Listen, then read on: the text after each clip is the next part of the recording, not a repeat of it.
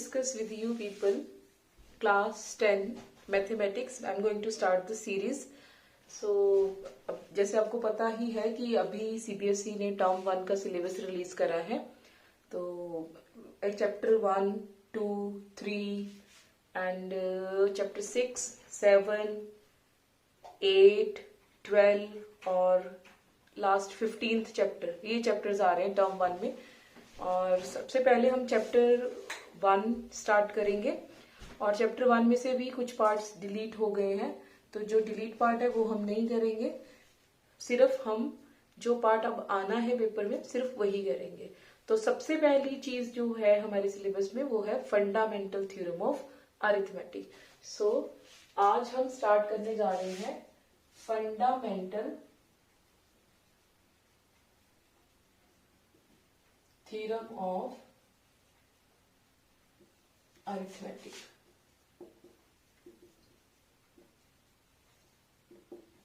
Fundamental theorem of arithmetic.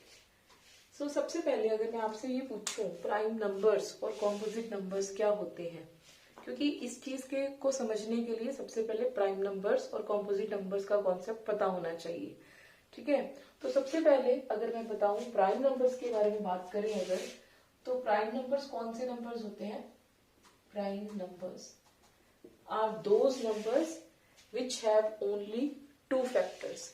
Means ऐसा number जो सिर्फ 1 के साथ डिवाइड हो सकता हो और अपने आप के साथ डिवाइड हो सकता हो। ठीक है, सो प्राइम नंबर्स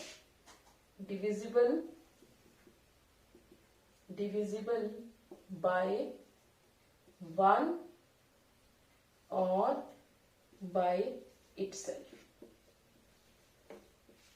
ठीक, after prime numbers comes composite number।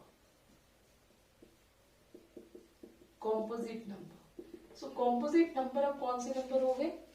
जिनके फैक्टर्स मोर देन 2 होंगे। यहां पर मैं ब्रैकेट में ये भी लिख देती हूँ 2 फैक्टर्स। ठीक है, composite numbers प्राइम नंबर्स को छोड़ के जो नंबर्स हैं उसके अलावा भी एक नंबर है जिसको छोड़ना पड़ता है, तो बाकी जो नंबर्स हैं उनको हम क्या बोलते हैं? Composite numbers. अब कॉम्पोजिट नंबर्स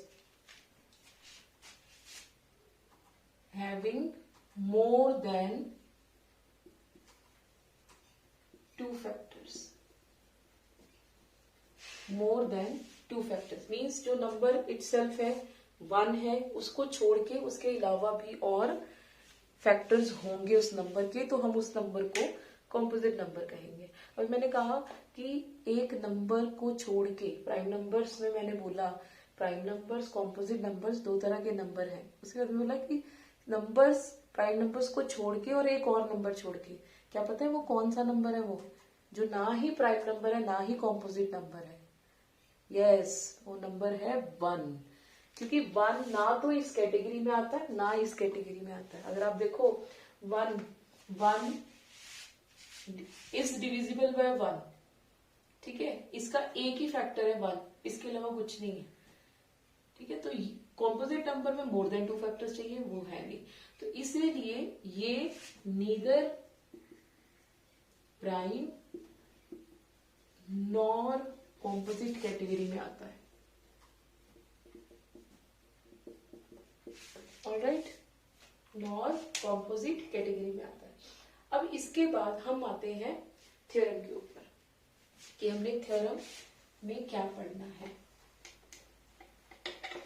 पहले मैं इसकी डेफिनेशन लिखूंगी, उसके बाद में आपको मैं डेफिनेशन क्लियर करूंगी कि what is the meaning of the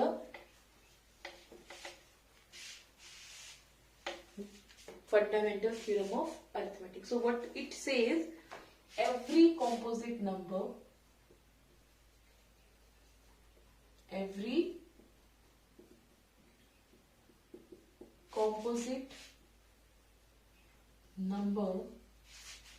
can be expressed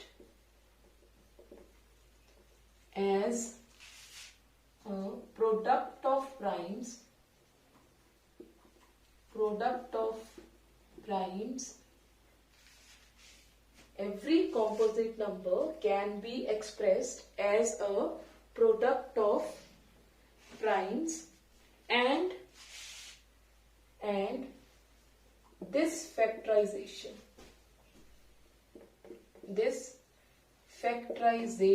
is unique. This factorization is unique apart from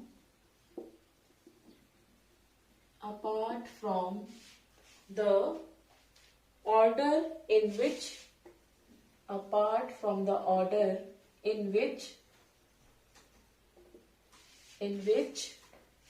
prime factors occur.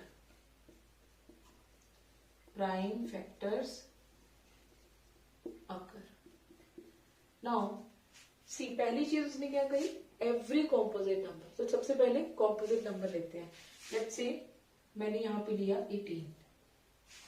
ठीक है, 18 एक कॉम्पोजिट नंबर है. अब इसकी अगर मैं प्राइम फैक्टराइजेशन करूं, can be expressed as a product of primes, तो मैं इसकी प्राइम फैक्टराइजेशन कर सकती हूँ. सो क्या होगी इसकी प्राइम फैक्टराइजेशन? 2 into 3 into 3. ठीक है. अब अगर मैं कोई और नंबर लूं, मैं छोटे नंबर इसलिए ले रही हूँ प्राइम फैक्टर्स बनाने आसान है, अदरवाइज आप बड़े नंबर भी ले सकते हैं. तो अगर मैं यहां पे ले लूं लेट्स से 26, सो क्या होगा 2 multiply 13. ठीक है. तो यहां पे अगर आप देखो, पहली लाइन क्या कहती है, एवरी कॉम्पोजिट नंबर. तो आप कोई भी कॉम्पोजिट नंबर लोगे तो उनको आप ऐसे प्राइम फैक्टर्स के प्रोडक्ट के फॉर्म में एक्सप्रेस कर सकते हो. इसका मतलब यहां तक जो करा हमने. ठीक है. अब every composite number can be expressed as a product of primes. उसके बाद में क्या कहता है, and this factorization is unique. अब अगर मैं इसकी बात करूं, ये फैक्टराइजेशन की बात करूं, अब मैं कोई और नंबर अगर लूं तो क्या सेम फैक्टर्स यही वाले, सिर्फ यही वाले किसी और नंबर के हो सकते हैं? नहीं हो सकते, क्योंकि अगर मैं इसको इंटरचेंज कर भी दूं, इसको मैं क्या कर दूं 3 multiply 3 multiply 2, तब भी ये मुझे 18 ही देगा. अगर मैं इसको लिखती हूँ 2 multiply 3 multiply, it will be again same. मैं थोड़ा सा इसको चेंज करती हूँ, 3 multiply 2 multiply 3, still it will be 18. Change तो ये होने से रहा. ठीक है, क्लियर. तो यहां पे यही चीज कह रहा है कि दिस फैक्टराइजेशन इज यूनिक. ये यूनिक है. ये सेम फैक्टराइजेशन किसी और नंबर की नहीं हो सकती apart from the order in which prime factors occur. तो यहाँ पे ऑर्डर की बात कर रहा है वो, कि अब ऑर्डर हमने नहीं देखना प्राइम फैक्टर्स का, वो आगे पीछे हो सकता है. ठीक है. सो यहां तक ये हमने बात करी फंडामेंटल थ्योरम ऑफ अरिथमेटिक की. आई होप ये चीज आप सबको बहुत अच्छे से समझ में आया. अब इसके बाद हम नेक्स्ट जो लेसन लेंगे, जो नेक्स्ट लेक्चर लेंगे, उसमें हम करेंगे कि हम कैसे HCF और LCM फाइंड आउट करेंगे यूजिंग प्राइम फैक्टराइजेशन मेथड. ठीक है. Thank you so much all of you. I hope you understood each and everything what ever I taught you. Thank you so much. Tell me pretty lies, look me in the face, tell me that you love me, even if it's fake.